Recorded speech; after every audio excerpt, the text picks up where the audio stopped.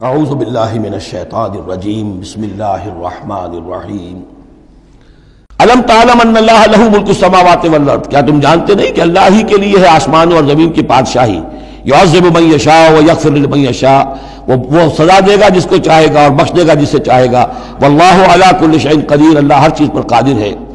یا ایھا الرسول لا يحزنك الذین یسارعون فی الکفر من الذین قالوا آمنا بافواہہم ولم تؤمن قلوبہم۔ یہ پھر ذکر آ رہا ہے، لیکن یہاں بھی گڑبڑ ہے معاملہ سورہ بقرہ کی طرح۔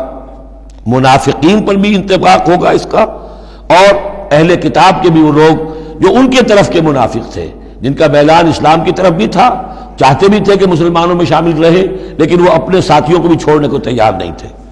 تو یہ جو بیچ بیچ میں مذبذبین بین ذالک تھے، یہ دونوں طرف کے لوگ تھے۔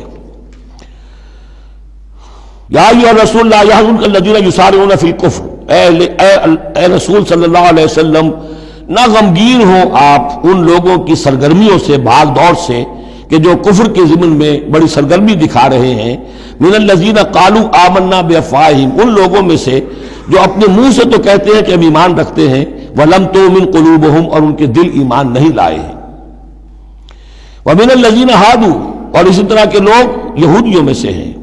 سماعون للکذب، یہ بڑے ہی غور سے سنتے ہیں، توجہ سے سنتے ہیں جھوٹ کو۔ سماعون لقوم آخرین، اور یہ سنتے ہیں کچھ اور لوگوں کے لیے، یعنی ایک تو یہ ہے کہ ان کی جھوٹی باتیں بڑی توجہ سے سنیں گے، شیاطین جو ہیں ان کے، وَإِذَا خَلَوْا إِلَىٰ شَيَاطِينِهِمْ قَالُوا إِنَّا مَعَكُمْ إِنَّمَا نَحْنُ مُسْتَهْزِئُونَ۔ پھر یہ کہ ان کی طرف سے جاسوس بن کر آئیں گے مسلمانوں کے ہاں، کہ یہاں بڑی توجہ سے بات سنتے ہیں تاکہ جا کے رپورٹ کر سکے، آج محمد نے یہ کہا، آج فلاں معاملہ ہوا صلی اللہ علیہ وسلم۔ تو سماعون لقوم آخرین، اس کے دونوں ترجمے ہو سکتے ہیں کہ وہ دوسری قوم کی باتوں کو بڑی توجہ سے سنتے ہیں، یا سنتے ہیں دوسری قوم کے لوگوں کے لیے، انہیں رپورٹ کرنے کے لیے، ان کے اسپائس کی حیثیت سے آ کر۔ لم یاتوک، جو آپ کے پاس نہیں آتے، یعنی ان کے جو گرو گھنٹال ہیں، ان کے جو لیڈر ہیں، ان کے جو شیاطین ہیں، وہ آپ کے پاس نہیں آتے۔ یہ جو بین بین کے لوگ ہیں، در حقیقت وہ آتے ہیں جن کے ذریعے سے یہ سارا معاملہ جو ہے جاسوسی کا چل رہا ہے۔ یحرفون الکلم من بعد مواضعہ، وہ کلام کو پھیر دیتے ہیں اس کی جگہ کے اور موقع اور محل کے معین ہو جانے کے بعد۔ یقولون ان اوتیتم ھذا فخذوہ، وہ کہتے ہیں اگر تمہیں یہ شے مل جائے تو لے لینا۔ کوئی مقدمہ ہے، وہ لا رہے ہیں حضور کے پاس، پہلے سے طے کر رکھا ہے، اگر تو فیصلہ یہ ہوگا محمد کا ہم قبول کر لیں گا، اگر یہ فیصلہ نہیں کریں گے ہم فیصلہ رد کر دیں گے۔ اور اسی سے یہ بات سمجھ لیجئے کہ اصل میں فتح مکہ تک، جس معنی میں ہم لفظ بولتے ہیں ریاست، اسلامی ریاست، پورے طور پر ایک ہمہ گیر ریاست پورے طور پر مدینے میں فتح مکہ کے بعد قائم ہوئی ہے، پہلے قائم نہیں ہوئی۔ ورنہ کسی ریاست میں دو جوڈیشل سسٹمز نہیں ہو سکتے، ایک ریاست ایک عدالتی نظام۔ یہ لوگ جب چاہتے تھے حضور کے پاس آ جاتے تھے، جب چاہتے تھے کسی اور یہودیوں کی عدالت میں لے جاتے تھے، تو پیرلل نظام وہاں چل رہے تھے۔ ہمہ گیر ریاست وحدت کی حیثیت سے، ایک آرگینک ہول کی حیثیت سے یہ فتح مکہ کے بعد قائم ہوئی ہے۔ یقولون ان اوتیتم ھذا فخذوہ، کہتے ہیں کہ اگر یہ فیصلہ ملے تو تم لے لینا، قبول کر لینا۔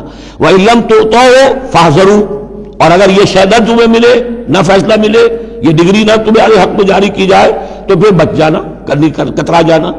وَمَن يُرِدِ اللَّهُ فِتْنَتَهُ فَلَن تَمْلِكَ لَهُ مِنَ اللَّهِ شَيْئًا، اور جس کو اللہ تعالیٰ ہی نے فتنے میں مبتلا کرنے کا فیصلہ کر لیا ہو تو تم اس کے لیے اللہ تعالیٰ کے مقابلے میں کسی کوئی مددگار نہ پاؤ گے، کوئی شے نہیں ملے گی۔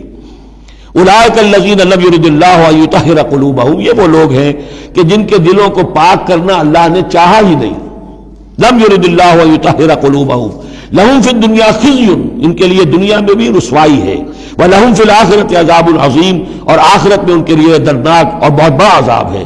سماعون للکذب، یہ خوب سنتے ہیں اچھی طرح اور چٹخارے لے لے کر سنتے ہیں جھوٹ کو۔ اکالون للسحت، خوب کھانے والے ہیں پیٹ بھر بھر کر حرام کے۔ فَإِن جَاءُوكَ، پھر اگر یہ آپ کے پاس آئیں، فَحْكُم بَيْنَهُمْ، آپ چاہیں تو ان کا مقدمہ لیں اور فیصلہ کریں، او عارض عنہم، آپ چاہیں تو ان کا مقدمہ لینے سے انکار کر دیجیے، کیونکہ نیتیں ان کی نیک نہیں ہیں، وہ آپ کا فیصلہ لینے نہیں آئے، طے کیے بیٹھے ہوئے پہلے سے کہ اگر فیصلہ یہ ہوگا تو قبول کر لیں گے ورنہ ہم لوٹ کے آ جائیں گے۔ تو ایسے لوگوں پر اپنا وقت ضائع کرنا جو ہے اس کو کوئی ضرورت نہیں ہے، لیکن یہ کہ اندیشہ یہ ہو سکتا تھا کہ یہ جا کے پروپیگنڈا کریں گے دیکھو ہم تو گئے تھے محمد کے پاس مقدمہ لے کر، یہ کیسے نبی ہے، رسول ہے، یہ مقدمے کا فیصلہ کرنے کو تیار نہیں۔ تو یہ جو اندیشہ ہو سکتا تھا اس کی پھر آگے اللہ تعالیٰ کی طرف سے حضور کو اطمینان دلایا جا رہا کہ آپ پرواہ نہ کریں اس اندیشے کی۔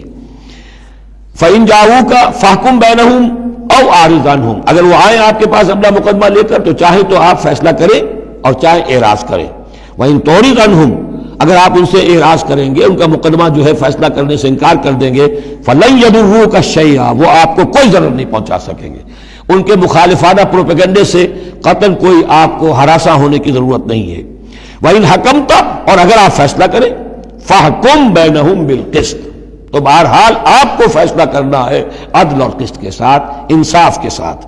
ان اللہ یحب المقسطین، یقیناً اللہ تعالیٰ جو ہے وہ انصاف کرنے والوں کو پسند کرتا ہے، ان سے محبت کرتا ہے۔ وَكَيْفَ يُحَكِّمُونَكَ، اور اے نبی یہ کیسے آپ کو حکم بناتے ہیں، یہود کی طرف اشارہ ہے۔ وَعِندَهُمُ التَّوْرَاةُ، ان کے پاس تورات موجود ہے، نیک نیت ہو تو اسی کے فیصلے کو لے کر چلے۔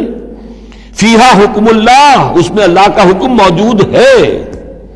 ثم يتولون من بعد ذلك، پھر بھی وہ اس کے بعد بھی اس سے روگردانی کرتے ہیں۔